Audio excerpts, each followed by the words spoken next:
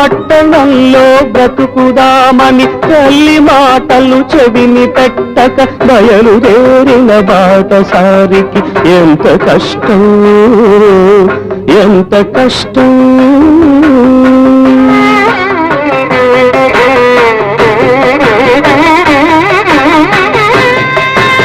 3 రోజులు ఒక్క తీరుగా నడుస్తున్నా దిక్కు తెలియక నడి సముద్రపు నావరీతిగా సంచరిస్తూ సంచలిస్తూ దిగులు పడుతూ దీనుడవుతూ తిరుగుతుంటే చండ చండం తీవ్ర తీవ్రం జ్వరం కాస్తే భయం వేస్తే ప్రలాపిస్తే